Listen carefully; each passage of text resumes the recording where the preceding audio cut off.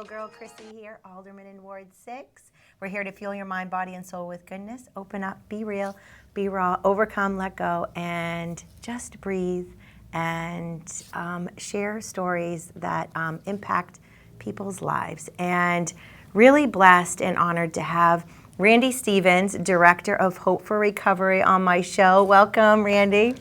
Happy to be here. Oh, I'm so grateful for you to be here. So I just want to share a little bit of how I first met you. Sure. You came to my committee, drug and alcohol, in, oh my gosh, has it been like a year and a half?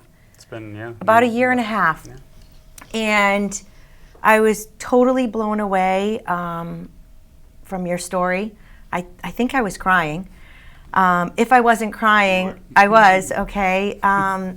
And I would love for you to share your story of hope so many more people can, whether they relate or they have someone that is a loved one, to give people hope and the courage to move forward and find the tools, because you were here and now you're here and you're helping people find a way out of the hellish life of addiction and being traumatized and pain and suffering. And we're seeing it all over the streets of Manchester, all over our country.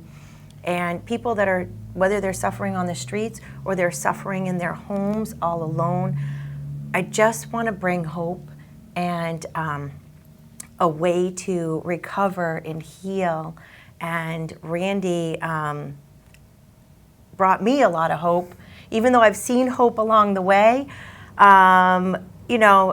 Government disappoints very often, but then they come across some great leaders. And when you came to my committee, I was just like, oh my God, I believe in him, and he is going to make an impact in Manchester.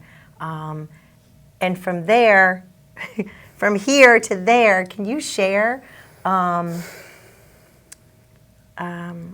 you're here today, And thank you for coming on. I'm so grateful. And it's so important to share your story because you inspire people, and I think it's just one of the most important things is sharing, because people feel like they're alone and it's only happening to them, but they're not alone. We all have things that we have, and everyone's trauma is a little different too. What could be traumatizing to me is not traumatizing to someone else.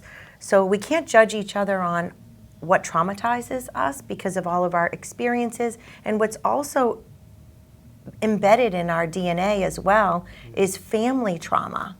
And that's why I believe in, my higher power, Jesus, and healing. But we've got to walk the walk. And so thank you. And I love your hat. My story. Yeah, my story is my strength. Yeah. That's our motto at Hope. It's our phrase. It's kind of what we hold on to. And in that, I guess, talking about how my story has become my strength and how I've witnessed in others their story becoming their strength. And it's a beautiful, it's beautiful to see somebody from, they don't even know where their story is, to they're telling their story, and they're overcoming, they're growing, they're evolving, they're changing, and their story is just becoming more and more powerful. And I've witnessed that as a professional now for years, and it's probably the most rewarding part of my job is to see those stories change and grow. And now it's to see it at a different level, right? Before it was one-on-one working with people. Now is a little bit of that, but there's a lot of now I impact or I influence people who are then impacting and influencing others. And that positive social ripple effect that I get to witness play out at Hope is, it's humbling, and it's an honor, honestly. Oh my God. And to see it every single time I walk into Hope, the joy, the healing that you actually see, the fellowship, it really is just so beautiful and remarkable. So thank you for leading the way, because there's just, there's a lot of, the industry is is about money too, you know? And to me, I'm like, what we have to do is be solving the problems. Yeah. And really, how do we get there? And data proven things that work to visually see. But when you see and hear people's stories and what has helped them recover, Yeah.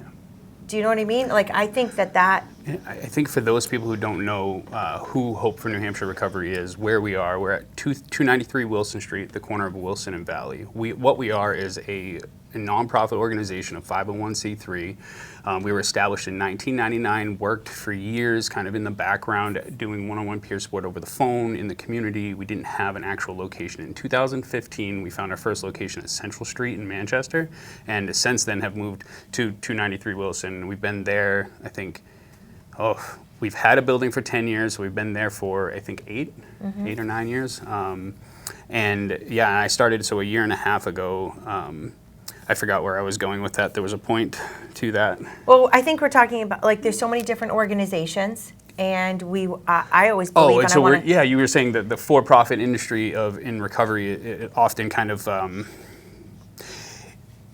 it blurs the lines of what we're trying to accomplish. I think even people in the for-profit industry, they get into the field trying to accomplish, they're trying to help people, right? And then that whole, we need to make this sustainable kind of ruins a little bit of that mission, I think. And the beautiful thing about Hope is that we are, any profit that were to come goes right back into the business and into the community. That's a beautiful thing about the nonprofit work and how many different nonprofits do so many different things in our communities. Like Hope's niche is, it's helping people to, our mission really is to connect people to recovery through community. So it's all about community, all about building up. Like what I do at Hope is I cultivate the goodness in other people and let them spread their love. Like that's really what my job is, just to find the people, put them in a position to heal, to love, to affect positive change. And like that's what we're doing, and that's what you're seeing. That's when you come in and you see that beautiful like vibe, that energy, that people like actually doing things in their recovery, moving. Like there's people in all corners of the space, using our wellness clinic, connecting, with people out back in the music room, the art room. I mean, you see the art that covers the walls. Everybody gets to express themselves, gets to say, I am here, I matter. We matter. Like it's a really beautiful thing, and all that comes through the people at Hope. It's the community that we have, right? And that community only gets better, only gets bigger the more that we spread our message, the more people that come and bring their uniqueness to Hope, and really bring up the overall value of our community. which is so beautiful because so many different things heal people, and from art to music to wellness, and is it Sharna?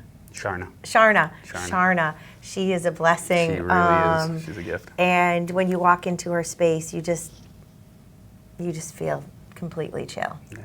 And to let go of your worries for the moment, and to be able to bring that peace of mind into the chaotic world is just so important, because it's like, how do we find the tools? So I know we don't have the longest show, and you'll have to come back on. I know, right? You want me to tell my story? Yeah, too, I want you to tell your story, but then I also want to share the amazing tools that you have at Recovery, at Hope for Recovery. Okay, so I'll give you the abbreviated version of my story, because unfortunately there was 17 years of active addiction that led me to that turning point, right? It started when I was 2 years old. My father left our home, left me and my sisters, my mother.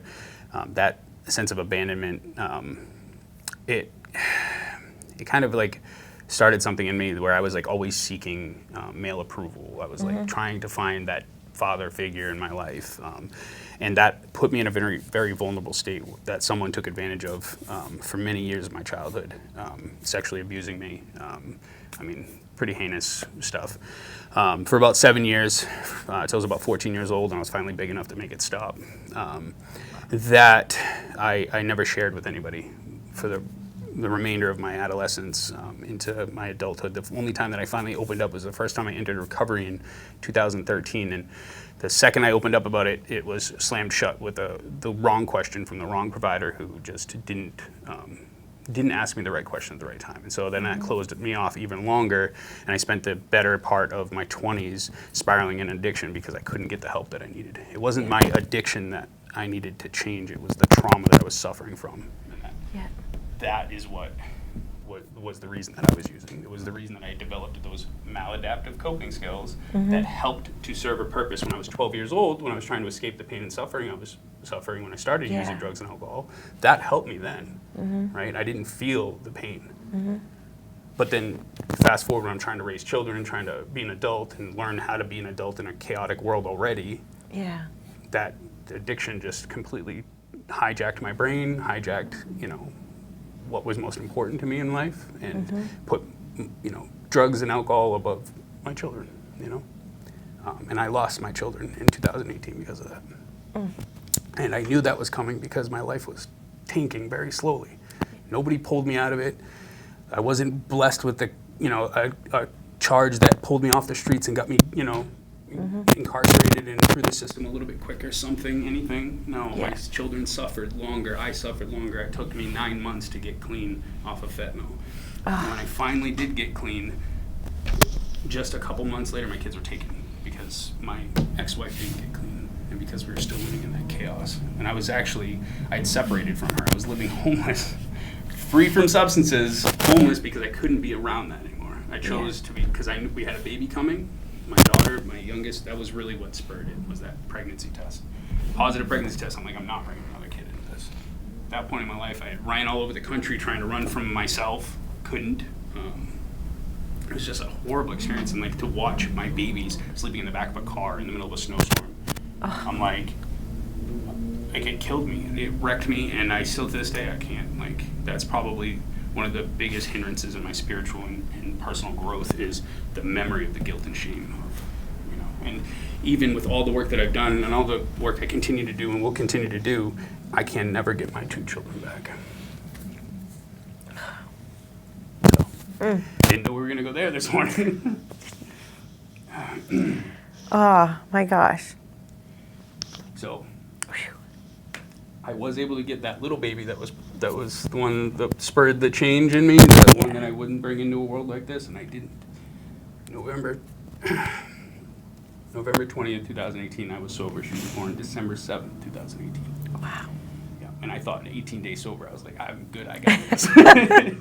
Let me take my baby. Let me care up for a baby with 18 days sober. So what had happened is when my children were taken, I had relapsed, and that relapse nearly killed me. And we talk about, the guilt and the shame and all the things that keep people from healing.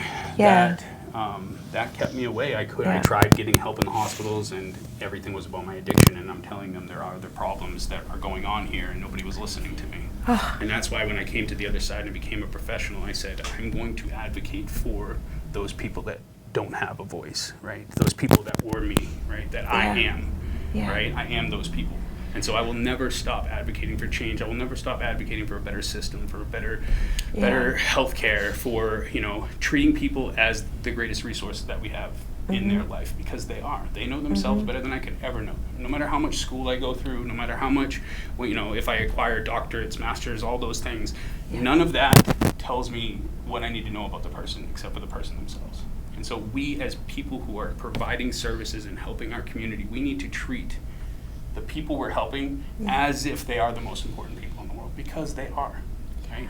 If these people are what we are saying as a society, you're costing us money, you're costing us time, your cost. We'll talk about financial, talk about resource burden of this population, but then we're like, good luck. Shake it off, you'll be all right, right? I'm not saying we picked them up, put it on our shoulders, and enabled them to continue in their behavior. But what I am saying is we hold out a hand and show them, hey, the path is this way. Yeah. Here, we're over here. Hope is over here at 293 Wilson Street. If you want a little bit of light in your life, come on down. Yeah. Come see Sharna. Come see Jasmine. Come see Lonnie, right? Come see the 18 other staff that we have that are ready to serve, to coach, to set goals, to help you. So if there's anybody that has some family members out there, send them to Hope. We're here. We have people. I'm training my coaches to do what I've done for 4 years now and help motivate change in people, inspire that people, move people through the stage of change, and do it in a professional and ethical way. One that's guided by, standards that of excellence that are literally set by the state for our recovery community organizations. And if you're not from Manchester, there are many other recovery community organizations across the state. You got me all emotional, and I can't talk. Sorry, I'm like a river over here. No, it's good. It's just sharing your story. There is so much hope, and it comes down to healing and overcoming our traumas, and overcoming shame. How do you do it? You know? Well, so for me, I didn't even finish the story. Yes. We got to Sorry.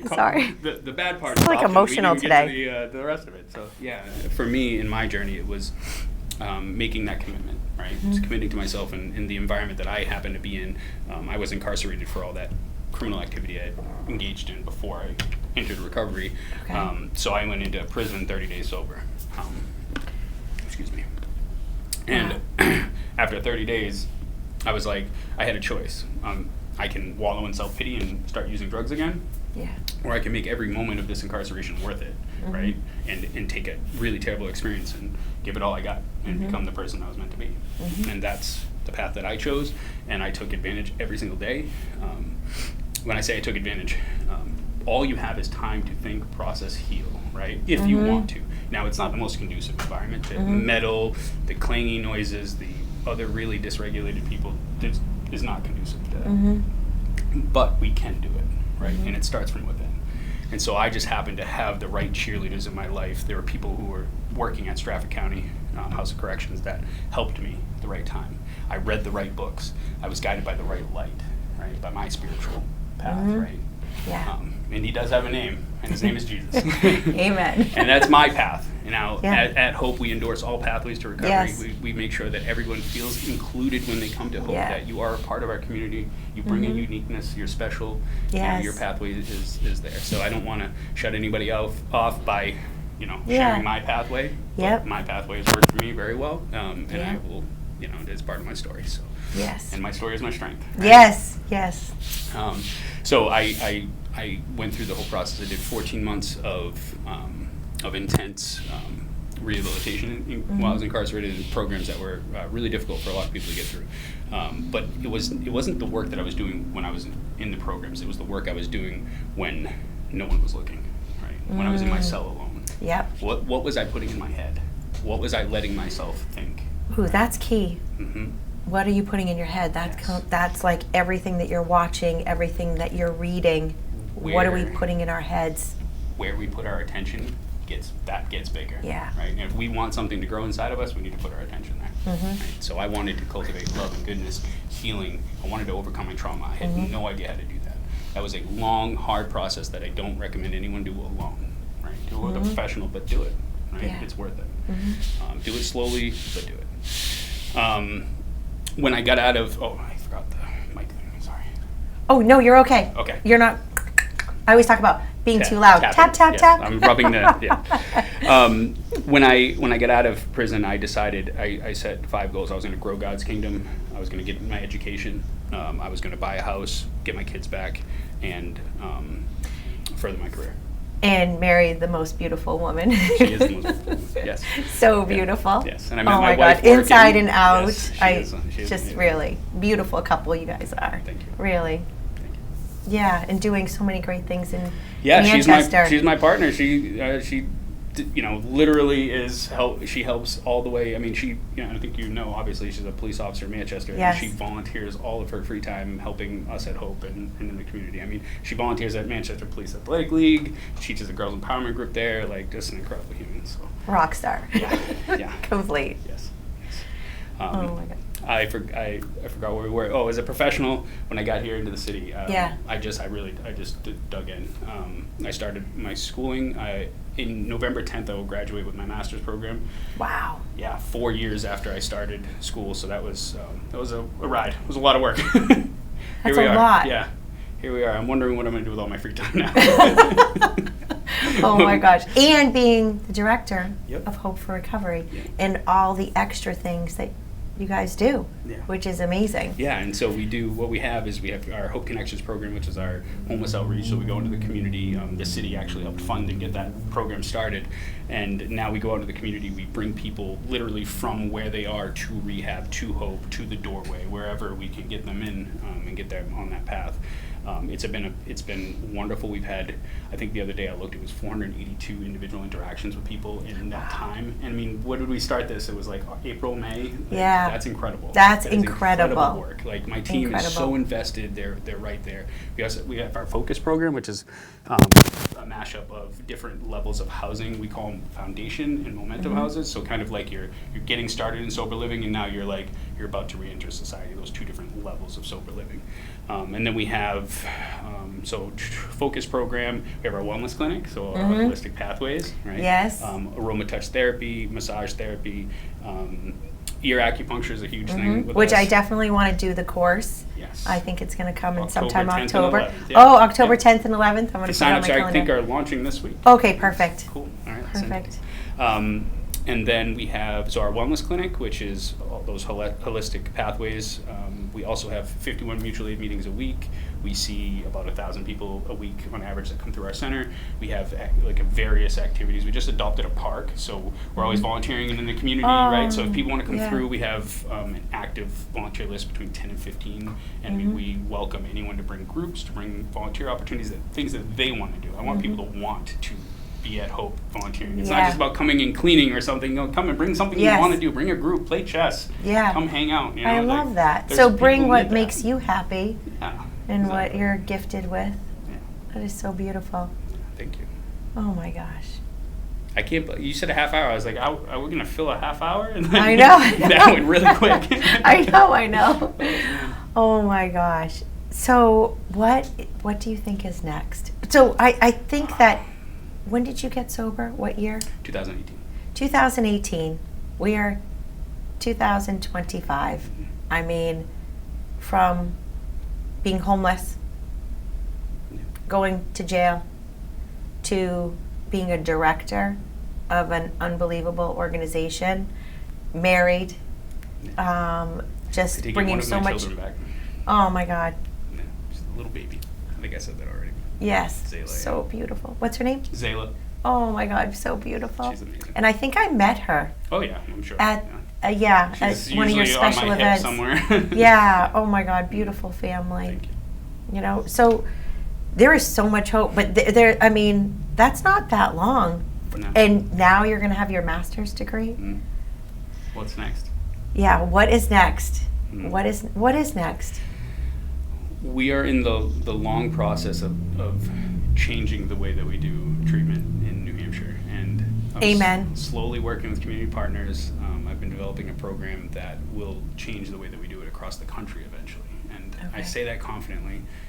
I've done my research. I know that there are no other programs like this, and I think, didn't you come to my original I pitch did. of this to the city? I Yes. did. Yes. Yeah, Hope Yeah. I'm feels- like, I'm in. I'm supporting him 100%. You know, I have my own story of my brother and, you know, so many people that have lost their lives. He's in recovery, been years, I think it's 7 or 8 years now. So if you're not in it, you've somehow been affected, and it is heartbreaking. And so, do you have any suggestions for family members? Because there's a fine line between helping and enabling. Yeah.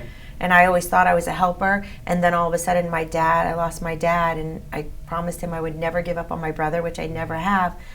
But then I said I'm never going to enable him, and then somehow, all of a sudden I went from helping to enabling, and then it was like full throttle, because he was clean for a while, and then he spiraled out of, you know, when we have trauma, you know, even as an adult, you know, we've got to, losing our dad was a huge thing, so he eventually fell again, but now he's good again. Good. But do you know what I mean? It's like, for family members, I know we only have a few minutes, but reach out to those same professionals that are helping the people affected can also be helping the people impacted by those affected, right? So a therapist, a coach, there are people that are in the community that are doing this work. We have connections at Hope. So if family members want to come down, Okay. meet with my coaches, they can point them in the right direction. Honestly, that is probably an area that in our community really needs to be more robust. We need to support the people that are not just the single people. I mean, there's enough Yeah. work there alone, but Yeah. yeah, like it spills over. There's a It ripple is. effect. It's a family. It's a family disease. Yes. I mean, family situations, and Yeah. we need to learn how to not react, Right. and find the tools to not enable but help, Mm-hmm. still love. And how do you do that? So you can go to Hope for Recovery, and that's the beautiful thing. And every single time I walk in there, it's just awesome. The good energy, the good vibes, and I'm looking forward to The festival. yes, Yes. yes, September 27th. September 27th. 11 to 3. We are still accepting sponsorships if anybody wants Okay, to partner yes, with us. Yeah. yes. All right, so I'll put that at the bottom of our show to see who wants to sponsor and join. So September 27th. Yep. Everything can be found at recoverynh.org. We're in the middle of rebuilding the website, so bear with me, but it's all there. It's accessible. So please sign up, come join the festivities. We're going to have food, fun festivities. There'll be food trucks. We have games. There's going to be lots of games, raffles, live band. Oh my gosh, I can't think of the name of the band. Oh my gosh. Max Sullivan Band. Jeez. Oh, awesome. You played at my wedding. I don't know why I couldn't. It was drawing a blank. Max Well, this has Sullivan been Band, an yes. emotional, joyous It was show. a very Thank you emotional so show. much. And so, all right, you'll have to come back on, and we're promoting the festival. Is it Hope? Hope for New Hampshire Recovery, the Hope Recovery Festival, recoverynh.org for more information. Awesome. So check it out. Come down. Is it right at Veterans Park? Veterans Park, Saturday, September 27th, 11 to 3. 11 to 3. All right. So there's always hope, and thank you for coming on, Randy. Many blessings to Manchester and our beautiful city. And until next time, stay chill, love one another. God bless you guys, and one step closer to recovery. Walking through the doors of hope.